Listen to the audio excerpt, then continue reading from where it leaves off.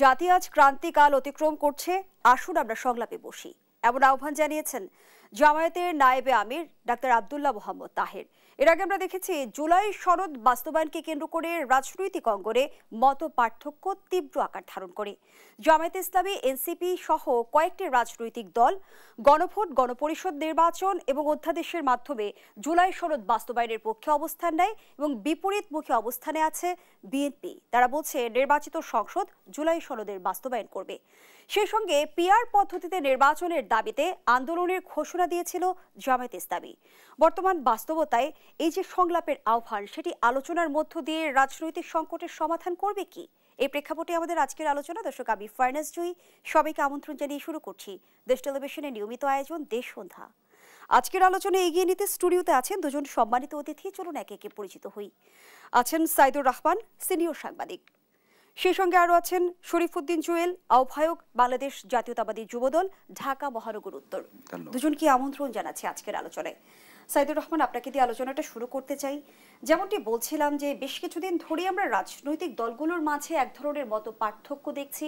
PR পদ্ধতি নির্বাচনের দাবি আমরা দেখেছি যে এক ধরনের দাবি উঠেছিল এবং জামায়াতে ইসলামী আন্দোলনের ঘোষণাও দিয়েছে। সেই সঙ্গে জুলাই সনদ বাস্তবায়ন নিয়েও কিন্তু রাজনৈতিক দলগুলো বিপরীতমুখী অবস্থানে ছিল। আজ আমরা দেখলাম জামায়াতের নায়েবে আমির যেমনটি আহ্বান জানালেন, জাতি আজ ক্রান্তিকাল অতিক্রম করছে, আসুন আমরা সংলাপে বসি। রাজনীতিতে সুবাতাস বইতে শুরু করবে কি এবার? ধন্যবাদ। আপনারা জানেন যে আগামী ফেব্রুয়ারিতে ত্রয়োদশ জাতীয় সংসদ নির্বাচন অনুষ্ঠিত হবে। এই সংসদ নির্বাচনের আগে আমাদের জুলাই আগস্ট সপক্ষের যে রাজনৈতিক শক্তিগুলো ছিল, বিশেষ করে বড় বড় রাজনৈতিক দল, সেই রাজনৈতিক শক্তির ভিতরে আমরা কেন জানি বিভিন্ন ইস্যুতে মতপার্থক্য লক্ষ্য করেছি বিগত সময়ে। এখন আমাদের যখন নির্বাচন খুবই আসন্ন এবং ইলেকশন কমিশনও তাদের প্রস্তুতি অনেকটা এগিয়ে নিয়েছে, তার ভিতরে যখন দেখলাম যে বেশ কিছু ইস্যুতে, বিশেষ করে আমরা যদি বলি স্পেসিফিক জুলাই সনদ, এরপরে যদি আমরা আসি যে পিআর পদ্ধতি, গণপরিষদের নির্বাচন, নতুন সংবিধান, বেশ কিছু দাবি আছে। যে দাবিগুলো ছিল, যেমন যদি আমি বলি যে নতুন সংবিধান বা গণপরিষদ নির্বাচনের যে দাবিটি রিসেন্টলি এনসিপি উত্থাপন করেছে, এই দাবিটি আসলে প্রথম দিকেও ছিল, কিন্তু কেন জানি হঠাৎ করে এই মুহূর্তে এসে গণপরিষদ বা আমরা যদি আবার নতুন সংবিধানের দিকে যাই, সেক্ষেত্রে তো আসলে ফেব্রুয়ারিতে নির্বাচন করা খুব কঠিন। পরবর্তীতে আমরা দেখলাম যে জামাত ইসলামী বা এনসিপি এবং ইসলামী আন্দোলন তারা অভিন্ন সুরে যে পিআর পদ্ধতিতে নির্বাচনের যে দাবিটা উত্থাপন করেছে। আপনারা জানেন যে আমাদের যে কমিশনগুলো গঠিত হয়েছিল, বিভিন্ন কমিশন, তাদের সমন্বয়ে যে জাতীয় ঐক্যমত কমিশন আছে, ঐক্যমত কমিশনও কিন্তু তারা পিআর পদ্ধতিতে নির্বাচনের কথা কিন্তু তারা বলি নাই এখনো পর্যন্ত, আমরা যেটা জানি। কিন্তু বিভিন্ন মহল থেকে দাবি উঠেছে যে উচ্চ কক্ষ, যদি দ্বিকক্ষ বিশিষ্ট সংসদ হয়, সেক্ষেত্রে উচ্চ কক্ষে পিআর নির্বাচন ব্যবস্থাটা চালু করা যেতে পারে। সেখানেও বিএনপির আপত্তি আছে, কারণ পিআর পদ্ধতি বাংলাদেশের মানুষ অভ্যস্ত না। কারণ এটি যখন চালু হয় বেলজিয়ামে 1899 সালে, এরপরও কিন্তু সারা বিশ্বে পিআর পদ্ধতিটা কিন্তু এখনো পর্যন্ত ওইভাবে সব দেশ কিন্তু গ্রহণ করি নাই। আমরা যদি দেখি যে 91টি দেশের কথা বলা হয়, তো 91টি দেশ কিন্তু তারা কিন্তু সব কক্ষে, যদি নিম্নকক্ষে এবং উচ্চ কক্ষে দেখি, সব কক্ষে কিন্তু পিআরটা তারা গ্রহণ করে নাই। আমাদের যে বাংলাদেশের যে সিস্টেমটা চালু আছে, যে প্রার্থী যে পদ্ধতিটা, এটা হলো পারফেক্ট পদ্ধতি এবং এখানে জনগণ তার ভোট দিয়ে সঠিক প্রার্থী নির্বাচন করতে পারে। এখন এই যেসব ইস্যুতে আমাদের সংকটটা তৈরি হয়েছিল, এর মাঝে জামাতের নায়েবে আমির উনি যে কথাটি বলেছেন, যে সংলাপের আহ্বান করেছেন, এটি একটি ভালো উদ্যোগ। কারণ গণ অভ্যুত্থানের সপক্ষে শক্তি যদি এভাবে নানান ইস্যুতে বিভক্তি তৈরি হয় তাদের ভিতরে, সেক্ষেত্রে কিন্তু ইলেকশন আয়োজন করা বা ইলেকশন শেষ করা খুব কঠিন হয়ে যাবে। এবং আমরা সেটি দেখলাম যে জামাতের নায়েবে আমির ওনার এই আহ্বানে আমি আশা করি আমাদের যে সপক্ষের শক্তি, যে রাজনৈতিক দলগুলো আছে, ওনারা নিশ্চয়ই ওনাদের যেসব ইস্যুতে বিভক্তি আছে বা যেসব ইস্যুতে ওনাদের ভিতরে মতবিরোধ আছে, সেইগুলো ওনারা বসে বা একটি সংলাপের মাধ্যমে একটি সমাধানে আসবেন। এবং কারণ আমাদের বাংলাদেশে এই মুহূর্তে দরকার নির্বাচন ছাড়া আসলে আমাদের বাংলাদেশের যে অগ্রযাত্রা, আমরা যদি বলি যে বিগত ফ্যাসিস্ট যেভাবে বাংলাদেশের বিভিন্ন প্রতিষ্ঠানকে ধ্বংস করেছিল, সেই জায়গাতে উত্তরণের জন্য একটি বিদ্যমান সরকার তারা কাজ করে যাচ্ছে। কিন্তু এটিকে যদি আমরা স্থায়ীভাবে একটি ভালোর দিকে যাই, আমাদের রাষ্ট্র ব্যবস্থাকে যদি উন্নত করি বা আমরা যে নতুন বাংলাদেশের প্রত্যাশা করি, সেই জায়গায় আমাদের নির্বাচনের বিকল্প নেই। এবং সেই নির্বাচন হওয়ার জন্য সবচেয়ে গুরুত্বপূর্ণ হলো রাজনৈতিক দলগুলোর ভিতরে এটা ঐক্য দরকার। সেই ঐক্য প্রত্যাশার একটি ক্ষেত্র তৈরি হয়েছে আমি বলবো। এবং এটি আমি মনে করি যে প্রধান রাজনৈতিক দল হিসেবে বিএনপি, ওনাদেরও দায়িত্ব আছে। যেহেতু জামাতের পক্ষ থেকে সংলাপের কথা বলা হয়েছে, নিশ্চয়ই বিএনপি এইটিকে সাধুবাদ জানাবে, সংলাপের আহ্বান জানালো জামায়াতের নায়েবে আমির। সেই সঙ্গে আমরা দেখলাম যে জামায়াত কিছুটা নমনীয় হলো বলাই যায়। কিন্তু আমরা যদি এনসিপির প্রসঙ্গ আনি, আমরা দেখছি তারা বলছে নির্বাচন যখনই হোক কোনো সমস্যা নেই, কিন্তু সেটি হতে হবে গণপরিষদ নির্বাচন এবং নতুন সংবিধানের দাবিতে কিন্তু এখনো তারা অনড় অবস্থানে রয়েছে। তারা বলছে যে নতুন সংবিধান প্রণয়নে বাধা দিলে যে কোনো সময় রাজপথে নামবে তারা। দেখেন, আমরা যদি গণপরিষদের ইতিহাসে দেখে যাই, গণপরিষদ কিন্তু আমাদের উপমহাদেশে তিনবার আমরা দেখেছিলাম গণপরিষদ। সেটি হলো 1947 সালে গণপরিষদ, প্রথম ভারত তারা যখন ভাগ হয়ে যায়, মানে আমাদের রাষ্ট্র যখন ভারত পাকিস্তান ভাগ হয়ে যায়, তখন কিন্তু ভারত গণপরিষদ করে তাদের সংবিধানটা প্রণয়ন করেছিল। এর পরবর্তীতে পাকিস্তানের একটা গণপরিষদ করেছিল। আপনারা জানেন পাকিস্তানের এই গণপরিষদ লম্বা সময় ছিল কিন্তু, এবং এটির কিন্তু ইতিহাসটা খুব ভালো ছিল না। এবং এই গণপরিষদের প্রেক্ষাপটে কিন্তু 54 সালে যে যুক্তফ্রন্টের নির্বাচনটা সম্পন্ন হয়। এরপরে আমরা দেখলাম যখন পাকিস্তান থেকে আমরা বিভক্ত হয়ে গেলাম, মানে আমাদের রক্তক্ষয়ী যুদ্ধের মাধ্যমে আমরা 71 মুক্তিযুদ্ধ আমরা বিজয় নিয়ে আসলাম। এর পরবর্তীতে আমাদের একটা গণপরিষদ হয়েছিল। সেই গণপরিষদেরও মেয়াদ কিন্তু প্রায় বেশ কিছু সময় অতিবাহিত করেছিল।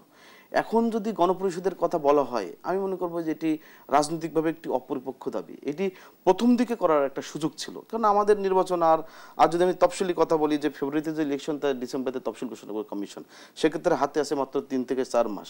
আপনি এই মুহূর্তে কীভাবে গণপরিষদ করবেন, সেটা কোনোভাবে সম্ভব না। এটি মানে চাইলেও হবে না এই মুহূর্তে। এবার নতুন সংবিধানের যদি কথা বলা হয়, তা নতুন সংবিধানের জায়গায় যে আমাদের ঐকমত্য কমিশন তারা যে বেশ কিছু প্রস্তাব এবং সুনির্দিষ্ট প্রস্তাব তারা কিন্তু উত্থাপন করবে, এবং এই জুলাই সনদের মাধ্যমে সেখানে যেগুলো এখনই কার্যকর করার সুযোগ আছে, সেগুলো কিন্তু রাষ্ট্রপতি অধ্যাদেশ জারির মাধ্যমে সুযোগ আছে। আর যেগুলো এখনই সম্ভব না, সেটি কিন্তু নির্বাচিত সংসদ সেটি করতে পারবে। অতএব এনসিপিকেও আমার মনে হয় তাদের একটু নমনীয় হওয়ার প্রয়োজন বাংলাদেশের স্বার্থে, নির্বাচনের স্বার্থে। কারণ তারা যদি বলে যে না, গণপরিষদ ছাড়া বাংলাদেশের কোনো নির্বাচন হবে না, তাহলে আমি মনে করবো এটি একটি মানে রাজনৈতিক দল হিসেবে পরিপক্কতার পরিচয় তারা দিচ্ছে না। এবং তাদেরকে এখান থেকে এসে আলোচনার মাধ্যমে তাদেরকে আমার মনে হয় নির্বাচনের দিকে ধাবিত হওয়া উচিত। এবং এনসিপি যে জনগণের ভিতরে যে তারা হৃদয়ে স্থান নিয়েছে জুলাই আগস্ট আন্দোলনের কারণে, তারা যদি এভাবে গত্তমি করে বা তারা যদি একঘেয়েমি করে, তাহলে তাদের মনে হয় যে জনপ্রিয়তা একটা ভাটা পড়তে পারে। কারণ বাংলাদেশের মানুষ ভোট দেওয়ার জন্য প্রস্তুত হয়ে আছে, তারা ভোট বিমুখ ছিল, তারা ভোট দিতে চায়। ধন্যবাদ জানাচ্ছি সাইদুর রহমান। শরীফুদ্দিন জুয়েল, দীর্ঘদিন ধরেই আমরা দেখেছি যে বিএনপি জামায়াতের দীর্ঘদিনের মিত্রতার সম্পর্কে এক ধরনের ফাটল ধরেছিল। এবার জামায়াতের আমির যেমনটি সংলাপের আহ্বান জানালেন, বিএনপির ভূমিকা কি হবে? বিএনপি কি ঐকমত্য প্রতিষ্ঠায় সাড়া দেবে? ধন্যবাদ আপনাকে। এবং প্রথমে আমি দেশ টিভির সকল দর্শককে এবং সুমনে যারা আছেন সবাইকে আমি আমার ব্যক্তিগত পক্ষ থেকে এবং বাংলাদেশ জাতীয়তাবাদী দল এবং জাতীয়তাবাদী যুব দলের পক্ষ থেকে শুভেচ্ছা জানাচ্ছি। আমরা 5ই আগস্টের পরবর্তী থেকে আমরা আসলে জামায়াত ইসলামের যে একটা ভিন্ন একটা স্ট্যান্ডবাজি আমরা দেখতে পাচ্ছি, আসলে এটা আমাদের সবার জন্য আসলে খুব দুর্ভাগ্যজনক একটা বিষয়। কারণ 5ই আগস্টের ছাত্র জনতার একটা গণ অভ্যুত্থানের পর থেকে সারা বাংলাদেশের মানুষ যেখানে একটা জাতীয় একটা ঐক্যমত প্রতিষ্ঠা হয়েছিল, এবং জাতীয় সে ঐক্যমত প্রতিষ্ঠার পর থেকে বাংলাদেশের মানুষ দীর্ঘ 17টি বছর যে তাদের ন্যায় বিচার, বাংলাদেশের মানুষ তাদের ভোটাধিকার থেকে বঞ্চিত, এবং একটি বাংলাদেশ থেকে তারা আগামী দিনে তারা একসাথে কীভাবে এগিয়ে নিয়ে যাবে সে আলোকে কিন্তু একটা জাতীয় ঐক্যমত সৃষ্টি হয়েছিল। কিন্তু অত্যন্ত দুঃখজনক বিষয়, 5ই আগস্টের পর থেকে জামায়াত ইসলামী এবং এনসিপি এই দুইটি রাজনৈতিক দল তারা ভিন্ন ভিন্ন তাদের মতাদর্শের কারণে তারা কিন্তু সে জাতীয় ঐক্যমতে তারা কিন্তু ফাটল সৃষ্টি করেছে। এবং সে জাতীয় ঐক্যমতে তারা যে জায়গাটা তারা বিনষ্ট করার যেটা চেষ্টা করেছে, এবং সেই জায়গাতে তারা এখনো যেটা অবস্থান নিয়ে আছে, সেটা আসলে আমাদের সারা বাংলাদেশের আসলে মানুষের জন্য, সাধারণ মানুষের জন্য, বাংলাদেশের জাতির আমাদের জন্য একটা খুব দুর্ভাগ্যজনক একটা বিষয়। কারণ 5ই আগস্টের ছাত্র জনতার এই গণ অভ্যুত্থানটাকে আমাদের কিন্তু সকল বাংলাদেশি মানুষের কিন্তু একটা ঐক্যমতের জায়গা থেকে সেই গণ আন্দোলনটা সফল হয়েছিল। এখন আমরা সারা বাংলাদেশের মানুষের মতো আমরা কিন্তু আমাদের বাংলাদেশ জাতীয়তাবাদী দল বিএনপি আমরা কিন্তু সেই একটা জায়গা থেকে আমরা কিন্তু অপেক্ষা করছি যে দীর্ঘ 17টি বছর বাংলাদেশের মানুষ তাদের ভোটাধিকার থেকে বঞ্চিত হয়েছিল এবং আমরা গণতন্ত্রের জন্য যে আমরা লড়াইটা করে এসেছি, গণতন্ত্র পুনরুদ্ধারের জন্য যে সংগ্রামটা করে এসেছি, সেই জায়গাটা থেকে কিন্তু আমরা একসাথে যুগপৎ আন্দোলনের মাধ্যমে কাজ করেছি। সে একটা নির্বাচন, যে নির্বাচনটা যেন সারা বাংলাদেশের মানুষ যেখানে উন্মুখ হয়ে আছে, তাকিয়ে আছে যে একটি অবাধ সুষ্ঠু নির্বাচন, অংশগ্রহণমূলক একটা নির্বাচন, মানুষ তাদের ভোটাধিকার প্রয়োগ করবে এবং ভোটাধিকার প্রয়োগের মাধ্যমে একটি সরকার গঠন হবে। এখন আমরা 5ই আগস্টের পর থেকে জামায়াত ইসলামী তারা বিভিন্ন সময় তারা কথা বলে আসছে এবং একটি জিনিস এখানে আমার পূর্ববর্তী আমার শ্রদ্ধেয় সাইদ ভাই একটা কথা বলেছেন, দেখেন যে পিআর পদ্ধতির কথা একবার তারা সামনে নিয়ে আসছে এবং তারা দেখা গেছে যে হলো এনসিপি তারা গণ অধিকার পরিষদের নির্বাচনের কথা বলছে। জাতীয় ঐক্যমত কমিশন গঠন হয়েছে এবং জাতীয় ঐক্যমত কমিশনের কিন্তু আমার জন্য যতটুকু মনে পড়ে যে 56টি বৈঠক হয়েছে, হয়তো বা 1-2টি এদিক ওদিক হয়তো হতে পারে, 56টি বৈঠক তারা হয়েছে। সেই জাতীয় ঐক্যমত কমিশনের সেই বৈঠকে সব কয়টি রাজনৈতিক দলের নেতৃবৃন্দ কিন্তু তারা সেখানে উপস্থিত ছিলেন। জাতীয় ঐক্যমত কমিশনের সামনে তারা কিন্তু প্রত্যেকটি দল তাদের কিন্তু সেই লক্ষ্যের উদ্দেশ্য নিয়ে তারা আলোচনা করেছে এবং সেখানে কিন্তু একটা পরবর্তীতে কিন্তু একটা জাতীয় ঐক্যমত কমিশন তারা কিন্তু একটা প্রস্তাবনা তুলে ধরেছে। সে প্রস্তাবনা তুলে ধরার আলোকে এখন তারা যদি সেখানে তাদের দাবিগুলো তুলে ধরেছে, তাদের দাবিগুলো বলেছে, জাতীয় ঐক্যমত কমিশন তাদের সে বক্তব্যগুলো শুনেছে, শোনার পরে তারা কিন্তু যেই সিদ্ধান্ত যারা পর্যালোচনা বলেছে, যেমন জুলাই আপনার হলো সনদ, পিআর পদ্ধতি, গণ অধিকার পরিষদ, নতুন সংবিধান হবে কি হবে না, এই সমস্ত দাবিগুলো কিন্তু জাতীয় ঐক্যমত কমিশন সবকটি দলের সাথে ধারাবাহিকভাবে সিরিজ বৈঠকের পরে একটি তারা কিন্তু প্রস্তাবনা দিয়েছে। এখন সে জাতীয় ঐক্যমত কমিশনের সে বৈঠকের পরেও তাদের আলোচনার পরেও তারা কেন আবার নতুন করে এখন সে ঐক্যমত কমিশনের বৈঠকের পরে তারা এখন নতুন করে তারা বলতেছে পিআর ছাড়া দেশে কোনো নির্বাচন হবে না বা গণ অধিকার পরিষদের নির্বাচন ছাড়া দেশে আর অন্য কোনো নির্বাচন হবে না বা জুলাই সনদ বাস্তবায়নের হগে আমরা কোনো নির্বাচন হতে দিব না। তাহলে এই প্রস্তাবনাগুলো এখন তারা কেন দিচ্ছে, কি জন্য? তারা আগেও দিয়েছে। জাতীয় ঐক্যমত কমিশন সবকটি রাজনৈতিক দলের সাথে আলোচনাও করেছে, করার পরে সেখানে তারা একটা সিদ্ধান্ত দিয়েছে। তাহলে কি একটা আদৌ কি আমরা এই জিনিসটাকে আমরা বলতে পারি না আসলে কি তারা কি আদৌ কি দেশে একটা নির্বাচন চাচ্ছে নাকি নির্বাচন চাচ্ছে না? কিন্তু তারা যেমনটি বলছে যে সংস্কার প্রস্তাব যে নির্বাচিত সরকার বাস্তবায়ন করবে সেই নিশ্চয়তা আসলে তারা কোথা থেকে পাবে? কারণ 90-এর আমরা গণঅভ্যুত্থান দেখেছি, তারপরে 3 জোটের রূপরেখার বাস্তবায়ন কিন্তু আজ অবধি হয়নি। না, এখন আপনার কিছু কিছু মৌলিক যে বিষয়গুলো আপনার যেগুলো থাকে আপনার সেগুলো তো জনগণের উপরে আপনার কিন্তু সেগুলো ছেড়ে দিতে হবে। আমরা সব রাজনৈতিক দলগুলো তারা একসাথে বসে তারা একটা ঐক্যমত কমিশনের বৈঠকে তারা বসেছে, হ্যাঁ সংবিধান এখন বাংলাদেশের সংবিধান এখন এই 72-এর সংবিধানটা সেটা বহাল থাকবে নাকি নতুন সংবিধান সেটাকে আপনার নতুন সংবিধান হবে। এই নতুন সংবিধান তৈরি করার ক্ষেত্রে কিন্তু আপনার সবচেয়ে বড় জায়গাটা কিন্তু এই সিদ্ধান্ত নেবে জাতীয় সংসদ। এই সিদ্ধান্ত কিন্তু জাতীয় ঐক্যমত কমিশন কিন্তু নিতে পারবে না। এবং জুলাই সনদ বাস্তবায়নটা তারা যে প্রস্তাবগুলো ধরেছে, আমার তো বিশ্বাস যে নতুন জাতীয় সংসদ যেটা হবে সেখানে সব কয়টি দলের সে মাধ্যমে সেই সাথে ম্যান্ডেটটা তারা সেখান থেকে পাস হবে। এটাই তো নিয়ম হওয়া উচিত এবং এটাই তো সবার বাংলাদেশের মানুষ আশা করে। কিছু কিছু বিষয় আছে, বিএনপি আমরা একটা প্রস্তাবনা দিয়েছি, জামায়াত ইসলামী সেটা বিরোধিতা করেছে, অথবা এনসিপি নতুন করে আরেকটা প্রস্তাবনা দিয়েছে। এই বিষয়গুলো যে ঝুলন্ত অবস্থায় আছে তাহলে কি আপনি এই বিষয়গুলোকে আমরা বাংলাদেশের জনগণের উপরেই ছেড়ে দেওয়া উচিত নয়? বাংলাদেশের জনগণই তাহলে কি এগুলো সিদ্ধান্ত নেবে না? আমরা কি বাংলাদেশের জনগণের দিকে কি আমরা সিদ্ধান্তগুলো আমরা দিতে পারি না? এই প্রশ্ন আমারও থেকে যাচ্ছে। কিন্তু এনসিপি এখন সুনির্দিষ্টভাবে যে অভিযোগটি করছে যে লন্ডন বৈঠকের পর প্রধান উপদেষ্টা অনেকটা বিএনপির প্রতি ঝুঁকে গেছে, আমি সে প্রশ্নটি রেখে বিরতিতে যেতে চাই। যেমনটি আসলে এনসিপি নেতা বলেছেন যে লন্ডন থেকে ওহি নিয়ে এসেছেন এবং তিনি বলেছেন যে লন্ডন বৈঠকের পরে বলা হচ্ছে যে রাজনৈতিক অঙ্গনে বিএনপির প্রতি এক ধরনের দুর্বলতা তৈরি হয়েছে সরকারের। আমি সে বিষয়ে আপনার উত্তর জানতে চাই। বিরতি নিয়ে ফিরছি। দর্শক দেশ সন্ধানের পর্যায়ে একটা বিরতি নিচ্ছি, সাথেই থাকুন।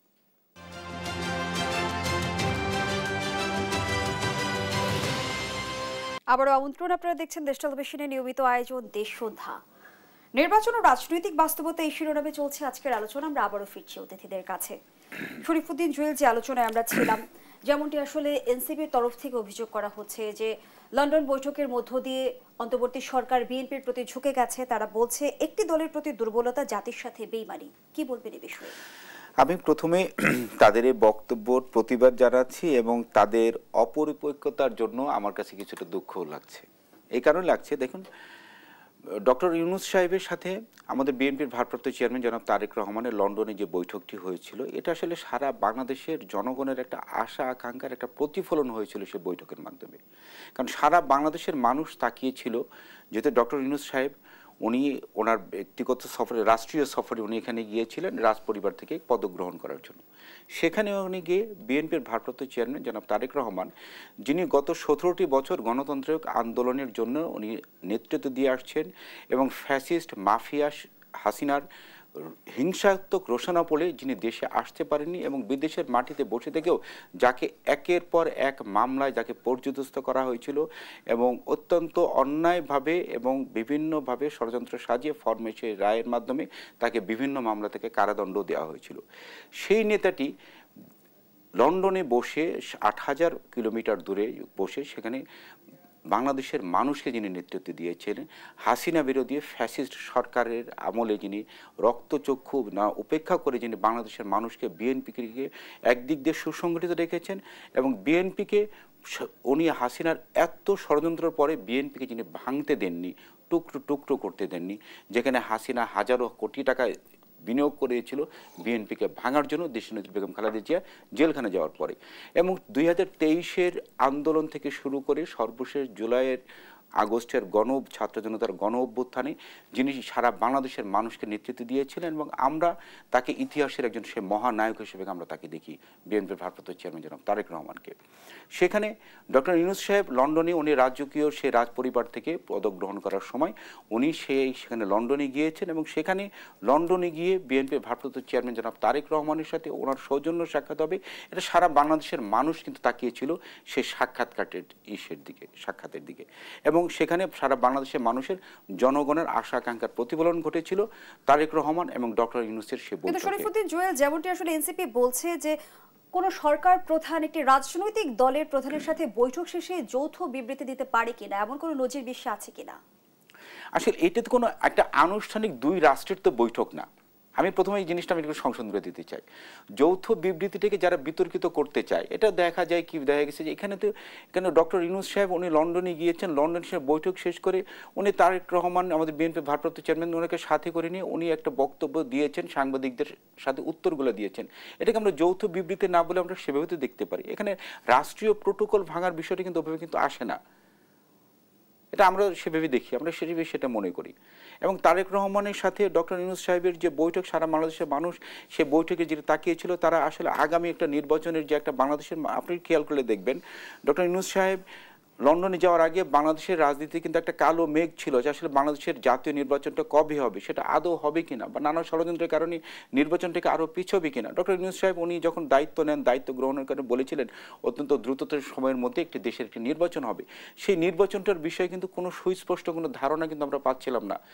আমরা কি সেই জায়গা থেকে একটা ঐতিহাসিক বৈঠক, আমরা এটাই বলবো যে ডক্টর ইউনূস সাহেবের সাথে তারেক রহমানের, আমাদের বিএনপি ভারপ্রাপ্ত চেয়ারম্যান আমার নেতার বৈঠকের পরে যেখানে একটা বাংলাদেশের রাজনীতিতে একটা যুগপৎ একটা ঘটনা ঘটেছে এবং একটা ঐতিহাসিক ঘটনা ঘটেছে যে নির্বাচনের যে একটা কালো মেঘ ছিল সেই কালো মেঘটা সরে গিয়েছে এবং সেখান থেকে নির্বাচনের একটা আশা কিন্তু সারা বাংলাদেশের মানুষ কিন্তু দেখেছে। এটা একটা ঐতিহাসিক বৈঠক। এটা ধন্যবাদ জানাচ্ছি শরীফুদ্দিন জুয়েল। সাইদুর রহমান, যেমনটি এনসিপি নেতাকর্মীরা অভিযোগ করছে যে অন্তর্বর্তী সরকার বিএনপির প্রতি ঝুঁকে গেছে, তারা বলছেন যে অভ্যুত্থানের পর যাকে রাষ্ট্রপ্রধান বানানো হয়েছে সে লন্ডনে গিয়ে সিজদা করে এসেছে এবং নির্বাচনের অহিনী এসেছে। একটু জানতেই চাই যে আমরা এর আগে শুনতাম রাজনৈতিক দলগুলো অভিযোগ করত যে এনসিপি সরকারের আনুকূল্য পাচ্ছে, এনসিপি কিংস পার্টি। লন্ডন বৈঠকের মধ্য দিয়ে রাজনৈতিক বাস্তবতা পরিবর্তন হয়েছে কি, নাকি এই যে আমরা এনসিপির তরফ থেকে সরকারের বিরোধিতা দেখছি সেটি লোক দেখানো?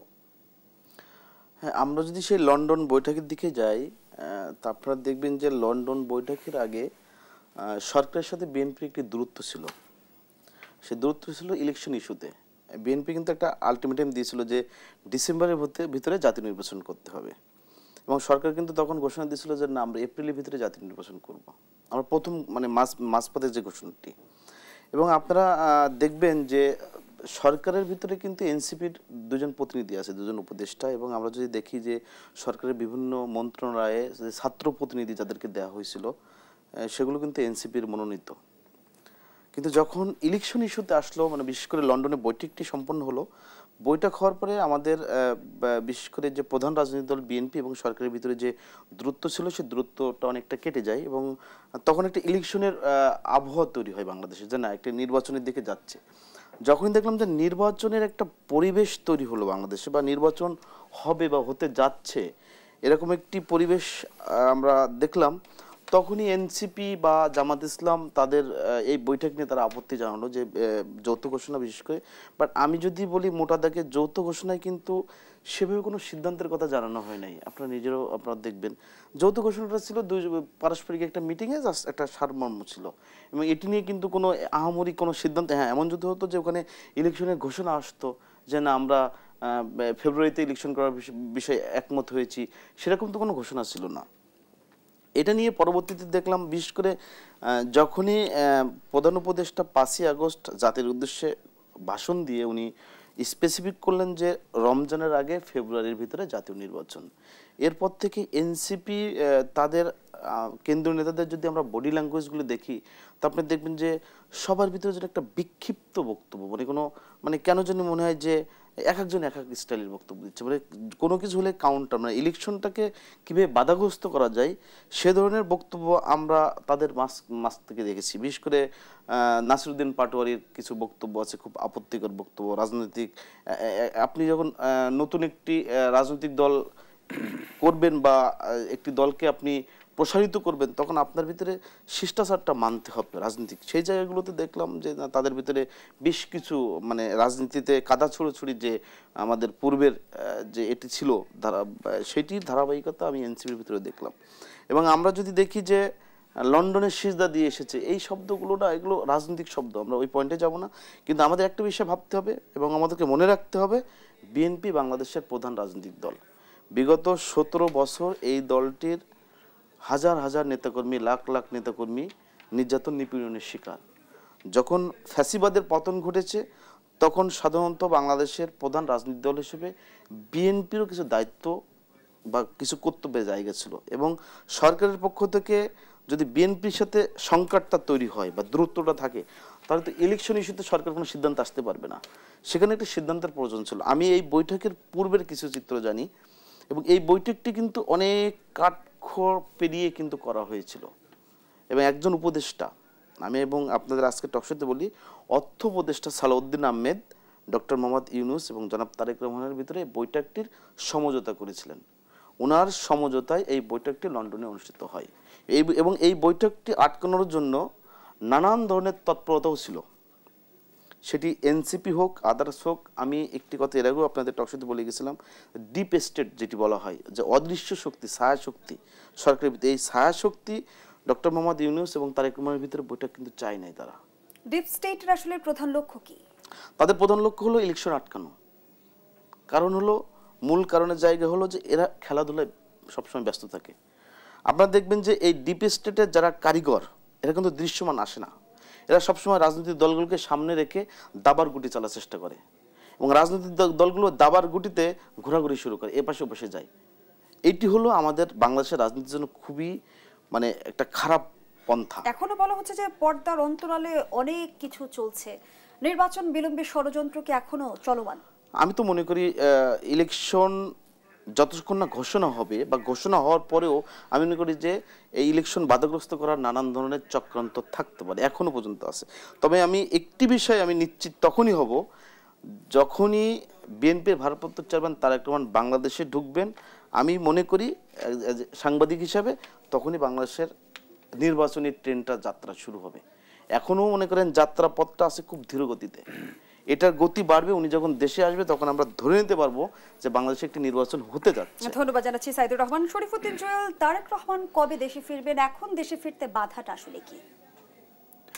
আমাদের নেতা বিএনপির ভারপ্রাপ্ত চেয়ারম্যান জনাব তারেক রহমান, উনি অতি শীঘ্রই উনি বাংলাদেশে ফিরবেন। আমরাও ওনার বাংলাদেশে ফেরার জন্য আমরা অধীর আগ্রহে আছি, এবং বলা চলে আমরাও দলীয়ভাবে আমরা নেতাকর্মীরা তারেক রহমানকে রিসিভ করার জন্য আমরাও প্রস্তুত নিচ্ছি এবং আশা করি অতি শীঘ্রই উনি দলে দেশে ফিরবেন। আসলে ওনারা এখন দেশে ফেরার ক্ষেত্রে কোনো বাধা আসলে যেটা বলতে গেলে আমরা প্রকাশ্যে দৃশ্যমান কোনো বাধা আসলে এই মুহূর্তে নাই, কিন্তু কিছু আইনগত কিছু বিষয় যেগুলো ছিল সেগুলো অলমোস্ট সে প্রবলেমগুলো সেগুলো সলভ হয়ে গিয়েছে এবং পাশাপাশি উনি এখন বাংলাদেশের নির্বাচনটাকে সঠিক রাস্তায় সঠিকভাবে কোন পথে যাচ্ছে সেই বিষয়গুলো আসলে উনি দেশে এসে উনি জিনিসগুলো তদারকি করবে, এটা আমরাও আশাবাদী এবং খুব শীঘ্রই দেশে ফিরবেন। কোনো বাধা আমরা এই মুহূর্তে দেখতে পাচ্ছি না। বিএনপির জ্যেষ্ঠ যুগ্ম মহাসচিব রুহুল কবির রিজভী বলেছেন, সুষ্ঠু নির্বাচনের জন্য প্রশাসন থেকে আওয়ামী ক্যাডারদের অপসারণ করতে হবে। আওয়ামী আমলের প্রশাসন দিয়ে সুষ্ঠু নির্বাচন সম্ভব হবে না, কিন্তু নির্বাচনের যে সময়টা আমাদের হাতে আছে এই সময়ের মধ্যে আওয়ামী আমলের সকল ক্যাডারকে অপসারণ সম্ভব হবে কি? আওয়ামী লীগের যে ক্যাডার যারা আছে, প্রশাসনের যে ক্যাডার যারা আছে, সেই ক্যাডারগুলোর দ্বারা আসলে আমরা তো একটি সুষ্ঠু নির্বাচন আসলে কখনোই আমরা আশা করতে পারি না, কারণ তারা এই জিনিসগুলো তারা বিভিন্নভাবে তারা জিনিসগুলোকে তারা এটাকে কি বলে হলো মেকানিজম করবে বা তারা এই জিনিসগুলো তাদের মতো করে কুকিং করে তারা অন্য কিছু তারা একটা রেজাল্ট একটা বের করার চেষ্টা করবে। এবং আওয়ামী লীগ পারে না ষড়যন্ত্র করতে বা পিছনের রাস্তা দিয়ে নোংরামি করতে, এমন কোনো কিছু বাকি না। এটা সারা বাংলাদেশে মানুষ দেখে এসেছে, আমরাও সে বিষয়গুলো দেখেছি। এবং আমাদের বিএনপি সিএনের যুগ্ম মহাসচিব অ্যাডভোকেট রুহুল কবির রিজভী উনি এটা যথার্থ বলেছেন। এখন নির্বাচনের সময়টা আমরা জানি যে সময়টা খুব সংক্ষিপ্ত সময় আছে, আগামী ফেব্রুয়ারিতে যদি নির্বাচনটা হবে আমরা আশা করি ইনশাল্লাহ হবে, এবং সেই ক্ষেত্রে আমরা মাত্র 6টি মাস আমরা সময় পাচ্ছি। এত দ্রুততম সময়ের মধ্যে যেটি প্রশাসনের সর্বস্তরের সেখানে পোলিং এজেন্টের দায়িত্ব যারা পালন করবে বা পোলিং অফিসারে যারা দায়িত্ব পালন করবে, সেটা তো আমরা অবশ্যই এখানে আমাদের বিশ্বাস করি যে সেই জায়গাতে আমরা সেই জায়গাগুলোতে নির্বাচন কমিশন যারা অতীতে দায়িত্ব পালন করেছে তাদের পরিবর্তে অন্যদেরকে দায়িত্ব দিয়ে সে নির্বাচন করা সম্ভব, এটা আমরা মনে করি। এবং আমরা যদি খেয়াল করে থাকি যে এখানে আমি যেখানে একটা আপনাদেরকে আমি ছোট কিছু উদাহরণ দিতে বলি, 2018 সালের সে নিশিরাতের নির্বাচনের কথাই বলি অথবা 2024 সালের সে ডামি নির্বাচনের কথাই বলি না কেন, একটি স্কুল থেকে কিন্তু সিলেক্টেড কিছু শিক্ষকদেরকে কিন্তু বেছে নেওয়া হতো। আমরা এই জিনিসগুলো বিভিন্ন পর্যালোচনায় দেখেছি এবং সে তথ্যগুলো আমাদের রয়েছে। ধরুন একটি স্কুলের শিক্ষক রয়েছে আপনার সর্বমোট মিলিয়ে 60 জন শিক্ষক রয়েছে, সে 60 জন শিক্ষক থেকে আওয়ামী লীগ সেখানে পোলিং অফিসার হিসেবে নিয়োগ দিয়েছে 30 জনকে। সেই 30 জন কাদেরকে বেছে দিয়েছে? যে 30 জনের সারা হয় সরাসরি আওয়ামী লীগের রাজনীতির সাথে জড়িত, নতুবা তাদের পরিবারের সদস্যরা আওয়ামী লীগের রাজনীতির সাথে জড়িত, তাদেরকে বেছে বেছে কিন্তু সেই 30 জনকে কিন্তু নিয়োগ দিয়েছে। এবং যখন তারা দেখেছে যে এদের পরিবার বিএনপি বা তাদের বিরোধী কোনো রাজনৈতিক দলের সাথে পরিবারের সদস্যরা জড়িত আছে, তাদেরকে কিন্তু পোলিং অফিসার হিসেবে আওয়ামী লীগ কিন্তু নিয়োগ কিন্তু দেয়নি। তার নোংরামির সর্বোচ্চ লেভেলটা কিন্তু ওই জায়গা থেকে তারা বেছে বেছে স্তর বা স্তরে কিন্তু তারা কিন্তু নির্বাচনের এটাকে তারা সাজিয়েছে। শরীফুদ্দিন জুয়েল, যেমনটি বলা হচ্ছে যে আওয়ামী লীগ আমলের 3টি বিতর্কিত নির্বাচনে যেসব ভোট গ্রহণ কর্মকর্তা দায়িত্ব পালন করেছিলেন তাদের সবাইকে এবারে নির্বাচনে বাদ দেওয়া সম্ভব হবে না, এমনটি মনে করছেন নির্বাচন কর্মকর্তারা। এই বিষয়টি নিয়ে আলোচনা করতে চাই, আবারও বিরতির সময় হয়েছে। দর্শক দেশ সন্ধ্যার এই পর্যায়ে আবারও বিরতিতে যাচ্ছি, সাথেই থাকুন।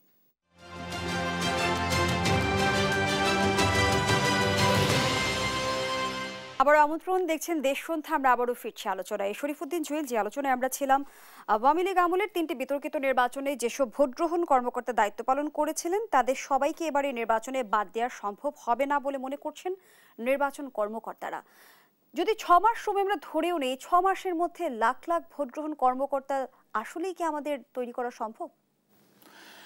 আমরা বর্তমানে নির্বাচন কমিশন উনি যে কথাটি বলেছেন যে সবাইকে বাদ দিয়ে নির্বাচন করা সম্ভব না, এই জিনিসটা কিছুটা আসলে যৌক্তিক পর্যায়ে উনি কিছুটা সঠিক বলেছেন, আবার কিছু জায়গায় কিন্তু কিছু কথা থেকে যায়। তবে হ্যাঁ, আমরা মনে করি যারা 2014 সালের নির্বাচন, 18 এবং 24 সালের নির্বাচনে যারা বিতর্কিত যারা কর্মকর্তা ছিলেন, যারা ইলেকশন ইঞ্জিনিয়ারিংয়ের সাথে যারা সরাসরি যারা জড়িত ছিলেন, সে রিটার্নিং অফিসার হোক এবং ডিসি থেকে শুরু করে এই পর্যায়ের ঊর্ধ্বতন যারা কর্মকর্তা এবং পাশাপাশি বিতর্কিত সে পুলিশ অফিসাররা, তাদেরকে অবশ্যই সরিয়ে অন্য একটা একটা নিরপেক্ষ একটা সেটআপ দিয়ে নির্বাচন করা এই মুহূর্তে বাংলাদেশের সম্ভব। সেটা নির্বাচন কমিশনের হাতে। একদম তৃণমূল পর্যায় থেকে হয়তো বা 8 লাখ 9 লাখ যেটা কর্মকর্তারা আছে, সেটা হয়তো বা নতুন সে 8 লাখ 9 লাখ জনবল তারা এই সময়ের মধ্যে হয়তো বা তারা নিয়োগ দিতে পারবে না, সেটা আমরাও হয়তো বুঝিয়ে, প্রশাসনিক কিছু জটিলতা থাকে। কিন্তু সেই জায়গাতে এসে আপনার যারা সরাসরি জড়িত আছে তাদেরকে বাদ দিয়ে নির্বাচন কমিশন তারা নিরপেক্ষ লোকদেরকে দিয়ে নির্বাচন করাতে পারবে, এটা আমরা বিশ্বাস করি এবং তাদের সেইভাবেই যে জিনিসগুলো দেখা উচিত এবং যেহেতু সময় মাত্র 6 মাস আছে তারা সেইভাবে ঢেলে সাজাবে বলে আমরা বিশ্বাস করি। আমরা দেখছি নির্বাচন কমিশন সার্বিক প্রস্তুতি এগিয়ে নিচ্ছে। ইতিমধ্যে আরপিওতে কিছু সংশোধনী এসেছে, না ভোটের বিধান যুক্ত হলো, সেই সঙ্গে জোটের অংশ হয়ে এখন সেই প্রতীকে অন্য দলের কেউ আসলে নির্বাচন করতে পারবে না। এই দুটি বিষয় নির্বাচনে কি প্রভাব ফেলবে বলে মনে করেন? না, এই নির্বাচনের বিষয় আসলে দেখেন, এটা বাংলাদেশের মানুষ আমরা আসলে সবসময় যে জিনিসগুলোতে আসলে অভ্যস্ত ছিলাম সেই জায়গাতে এসে কিছু পরিবর্তন যেগুলো আরপিওতে সংশোধন এসেছে বা এখানে না ভোটের যে বিধানটা এসেছে, হ্যাঁ আমরা এটাকে স্বাগত জানাই। কারণ বিশেষ করে আপনার তরুণ ভোটাররা, যেটা বাংলাদেশের নতুন যে আপনার প্রায় 3 কোটি নতুন ভোটার সৃষ্টি হয়েছে এই প্রজন্মের তরুণ ভোটাররা, অবশ্যই তারা সেই জায়গাটা থেকে তারা কিন্তু উন্মুখ হয়ে আছে যে তাদের পছন্দের প্রার্থী হয়নি, তারা এখানে না দিয়েছে। এটা একটা খুব ইতিবাচক একটা দিক এবং গণতন্ত্রের জন্য আমি মনে করি এই বিষয়টা প্রত্যেকটি রাজনৈতিক দলের তাদের গুণগত মান এবং উৎকর্ষ সাধনের জন্য এই জায়গাটা খুবই প্রয়োজন ছিল, এই জায়গাটা আমি মনে করি। এবং আপনি প্রতীকের বিষয় যে জিনিসটা বললেন, হ্যাঁ এটা অবশ্যই এই জিনিসটা আমাদের মধ্যে কিছুটা হলেও এই জিনিসটা নিয়ে একটা দ্বিধাদ্বন্দ্বের মধ্যে আছে। আশা করি যে আমাদের সকল রাজনৈতিক দলের শীর্ষ নেতারা তারা এই বিষয়টা বসে তারা আবার নতুন করে একটা সিদ্ধান্ত দিতে পারবেন বলে আমরা আশা করি। ধন্যবাদ জানাচ্ছি শরীফুদ্দিন জুয়েল। সাইদুর রহমান, যেমনটি নির্বাচন কমিশনের তরফ থেকে জানানো হলো যে বিনা প্রতিদ্বন্দ্বিতায় নির্বাচিত হওয়ার পথ বন্ধের সিদ্ধান্ত নিয়েছে নির্বাচন কমিশন। এখন থেকে কোনো আসনে একজন প্রার্থী থাকলে তাকে প্রতিদ্বন্দ্বিতা করতে হবে না ভোটের সঙ্গে। কিন্তু যদি জানতেই চাই, একক প্রার্থী যেখানে থাকছে সেখানে শুধু থাকছে না ভোটের অপশন, কিন্তু যেখানে 4-5জন প্রার্থী থাকলো, যদি কোনো ভোটারের 4-5জন কাউকে পছন্দ না হলো, তার কাছে বিকল্প কি থাকবে? আমরা 2008 সালের 29 ডিসেম্বর যে নির্বাচনটা হলো, নবম জাতীয় সংসদ নির্বাচন, ওই নির্বাচনে কিন্তু না ভোটের বিধান ছিল। আপনারা জানেন সেই না ভোটটি কিন্তু পরবর্তীতে আওয়ামী লীগ উঠিয়ে দিয়েছিল এবং আমরা দেখেছিলাম যে ওখানে বিধান ছিল যে না ভোট যদি 51% হয় তাহলে ওই আসনে আবার পুনরায় ভোট হবে, আগের যে বিধানটি ছিল। কিন্তু পরবর্তীতে দেখলাম যে যখন শেখ হাসিনা সরকার তারা হলো সংবিধান সংশোধন করে নিজেদের মতো দলীয় সরকারের অধীনে নির্বাচন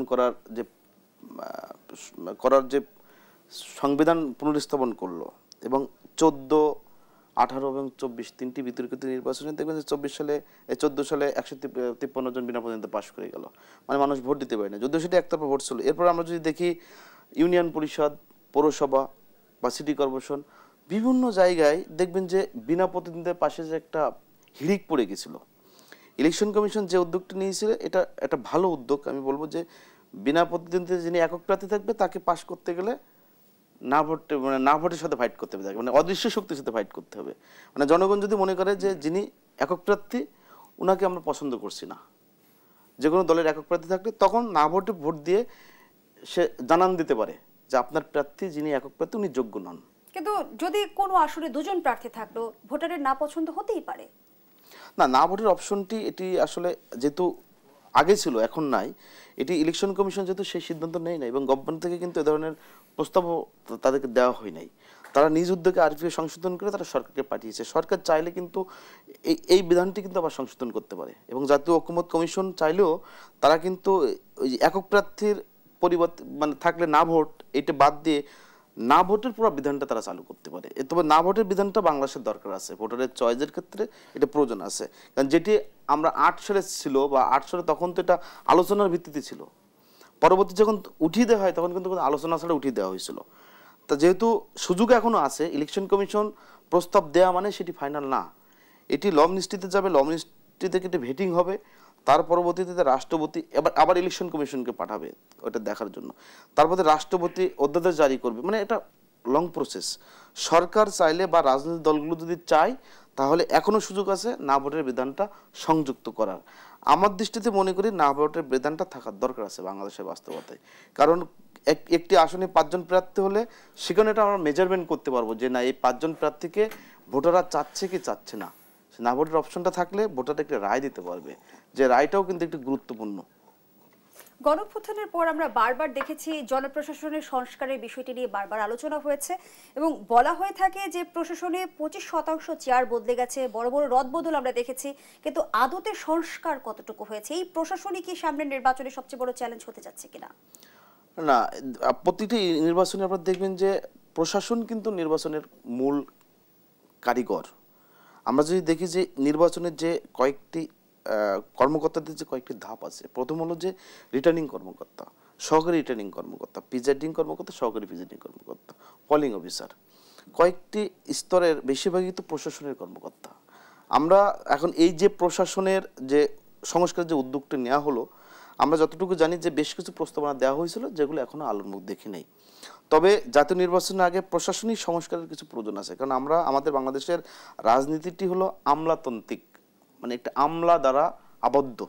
কারণ এই আমলারাই কিন্তু 14, 18, 24-এর 3টি বিতর্কিত নির্বাচনের মূল কারিগর ছিল এবং তাদের পরামর্শে কিন্তু বিগত ফ্যাসিস্ট সরকার এই নির্বাচনগুলো সম্পন্ন একটু করেছে। যুক্ত করি, যেমনটি গতকাল স্বরাষ্ট্র উপদেষ্টা জানিয়েছেন প্রজাতন্ত্রের কর্মচারীরা কোনো দলের লেজুর বৃত্তি করতে পারবে না। এই সিদ্ধান্ত বাস্তবায়িত হলে রাজনীতি থেকে আমলাতন্ত্রের প্রভাব কমবে কি?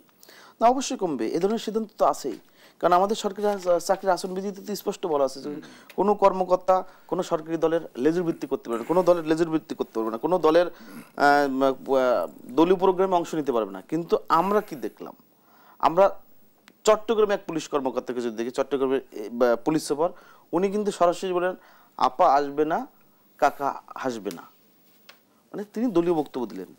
এই বক্তব্য পলিটিক্যাল যে কেউ দিতে পারেন, কিন্তু প্রশ্ন হলো যে ওনাদেরকে কেন অতি উৎসাহী হয়ে এ ধরনের বক্তব্য দিতে হবে? কারণ এ ধরনের বক্তব্য তো বিগত সময় আমরা দেখেছি, যেটার ফলাফল কি, প্রশাসনের কর্মকর্তারা তারা হলো এমনভাবে রাজনীতিকরণ করে ফেলে যে পুরা তাদের আচরণটাই পলিটিক্যাল ব্যক্তির চেয়ে তো অধিকাংশ জন তারা রাজনীতিবিদ। আপনারা দেখবেন যে বিগত সময় প্রধানমন্ত্রী কার্যালয়ের সচিব ছিলেন সাজ্জাদ সাহেব, ওনাকে কি হলো, উনি রিটায়ারমেন্ট যাওয়ার সাথে সাথে ওনাকে নেত্রকোনা থেকে নির্বাচন করতে দেওয়া হলো। মানে তার মানে কি, উনি প্রশাসন থাকা অবস্থায় শেখ হাসিনার প্রত্যেকটা মেকানিজমের সাথে এমনভাবে জড়িয়েছিল, পুরস্কার স্বরূপ তাকে নির্বাচন করতে দেওয়া হয়েছে।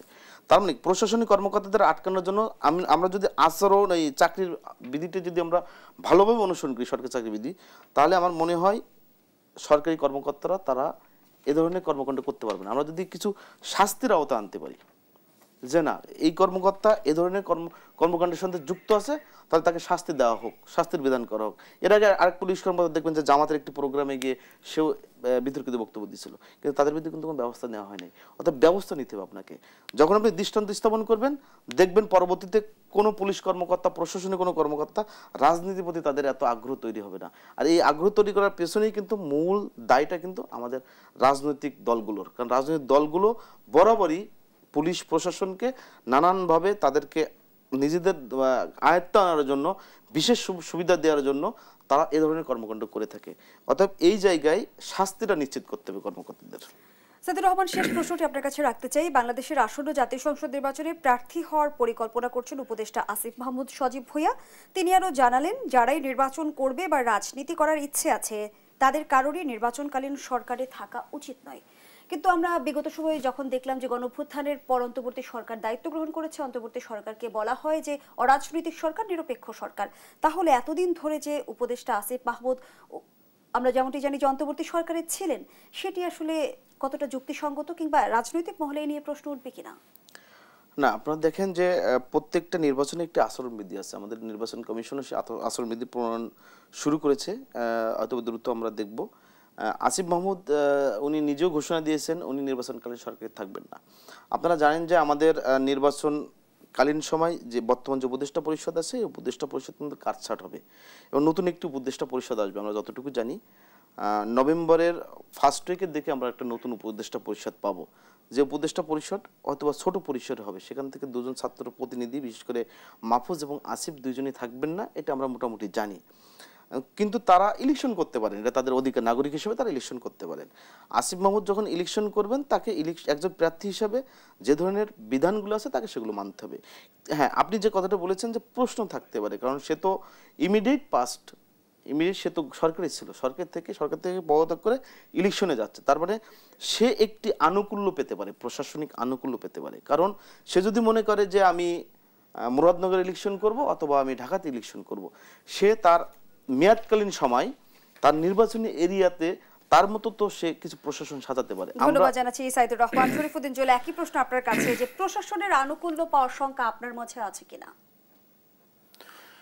প্রশাসনের আনুকূল্যর বিষয় আসলে এনসিপি বর্তমানে আসলে তো তারা কিংস পার্টি হিসেবে কিন্তু তাদের জন্ম নিয়েছে এবং কিংস পার্টি হিসেবে তাদের রাজনৈতিক দল হিসেবে তারা আত্মপ্রকাশ করেছে এবং তারা এখন বিশেষ করে আমি আরেকটি দলের কথা বলবো যে জামায়াত ইসলামী। এই দুইটি দল কিন্তু দেখেন এখন প্রশাসনের বিভিন্ন স্তরে তারা তাদের মতো করে বিভিন্ন তাদের লোক তারা কিন্তু প্রশাসনে সাজিয়ে রেখেছে এবং তারা এখন এই দল নির্বাচনে তারা জানে যে সাধারণ জনগণের ভোটে তারা আগামী দিনে তারা বিজয়ী হতে পারবে না। সে আশঙ্কার জায়গা থেকে তারা কিন্তু নির্বাচনটাকে তারা কিন্তু এখন মানে বিলম্ব করার সৃষ্টি করছে এবং ফেব্রুয়ারিতে নির্বাচনের বিরোধিতা করে আসছে। প্রশাসনিক যে আনুকূল্যটা তারা এখন পেয়ে আসছে, তারা খুব ভালো করে জানে যে আগামীতে একটি অবাধ সুষ্ঠু অংশগ্রহণমূলক নির্বাচন যদি বাংলাদেশে হবে যেটা ফেব্রুয়ারিতে, সেই নির্বাচনে তাদের দল ক্ষমতায় আসতে পারবে না। তাদের সেই আশঙ্কার জায়গা থেকে তারা কিন্তু সাইদুর রহমান, আমরা আমাদের আয়োজনের একেবারে শেষ পর্যায়ে দর্শক শেষ করছি দেশসুধার আজকের আয়োজন। ধন্যবাদ এতক্ষণ আমাদের সাথে থাকার জন্য।